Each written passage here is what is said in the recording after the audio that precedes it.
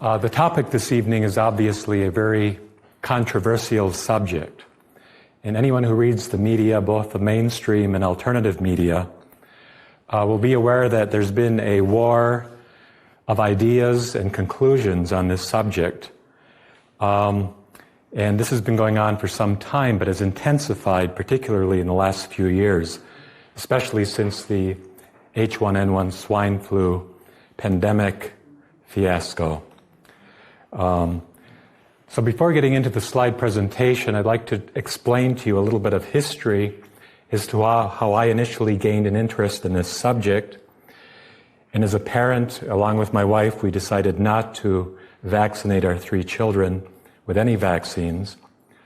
And personally, I can attest to the fact that as a child, I did get all of the vaccines available. I also came down with measles and mumps and chickenpox, despite going through that regimen.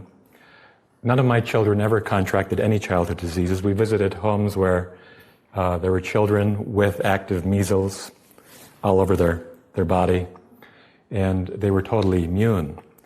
Natural immunity is the only true immunity. Everything else is an artificial attempt to cheat nature, and nature is never cheated. My younger sister is a registered nurse, though she's gone into a different field since then. She was down at the Cherokee Native American Hospital in Western North Carolina. And while there, she met a young man who had worked in multiple Indian Health Service hospitals throughout the United States, particularly the Western U.S. And she asked him, what do you think, having been in all these hospitals, is the most serious health problem facing Native Americans? She expected one of 2 answers, either alcohol problems or diabetes. And the response she got was vaccine damage. He said stricter enforcement led to the highest vaccination rate ever achieved in England in 1871, where 97.5% of the population was vaccinated, and it coincided with England's worst smallpox epidemic. Dr. Hadwin also was from Gloucester, and he delivered that city from a smallpox epidemic more quickly than any other British city by, number 1, ruling out all vaccination, and number 2, introducing strict measures of hygiene in isolation of the infected. It's quite a fascinating piece of history. You'll never read about it in an encyclopedia, but it happened. And he raised these challenges and nobody responded to them.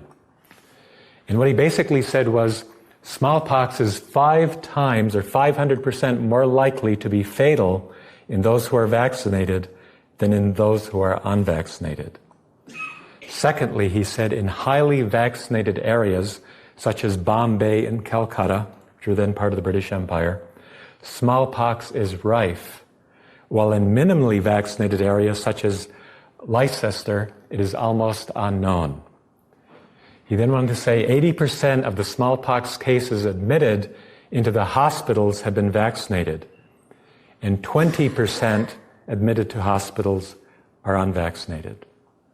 Germany, which was then, at that time, the best vaccinated country in the world, has more smallpox deaths proportional to the population than does England. In 1919, there were 28 deaths in England, compared with 707 deaths in Germany.